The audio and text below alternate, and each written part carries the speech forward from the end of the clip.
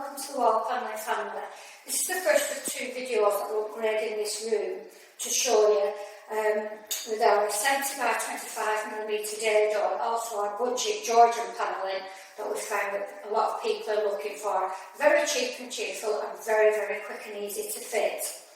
So the first thing that we've done in this room is put a level line round where we are looking to put the dado.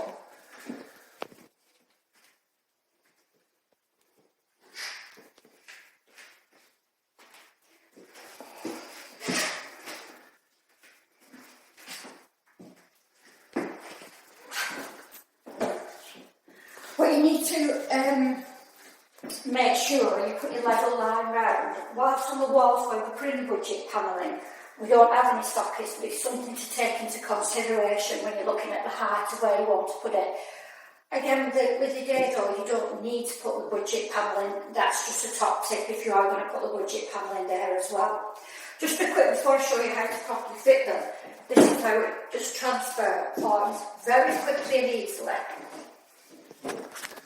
It shows you very quickly and easily before getting to the actual fitting of it how that transforms that wall straight away. Just brings a bit of stylish character to it quite very quickly. The other thing I just want to show you before we start fitting is the actual budget panels that I'm chit-chatting about. These are the budget panels. We do different sizes and heights, and this just gives you an indication of what kind of character they will add very quickly. To fit the dado, we just need some adhesive. Recommend grit fill. You can easily get it from Screwfix, and it's about £3 a tube. And there we go.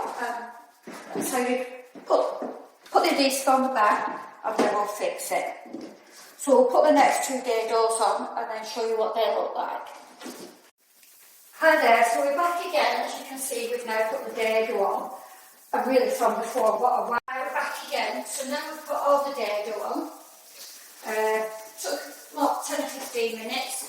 And already there's a transformation on the wall. So if you just wanted to stop at that, just put some stylish dado on your wall. Great. We've painted it the same colour as the wall. If you wanted to do another colour, that's absolutely up to you. So now we're going to the Georgian budget panelling. How to work out what you need. So this wall, the width of it, what we need is 900. What we recommend is approximately 100mm between each of your panels. We do have different sizes, so you can choose which you think is going to suit best for you. So we've marked it out. It's 100mm between 110mm between these two panels.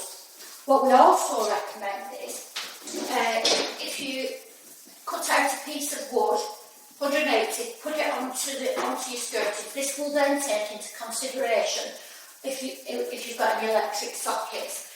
And then put it on top, and you get a nice level line to follow it round.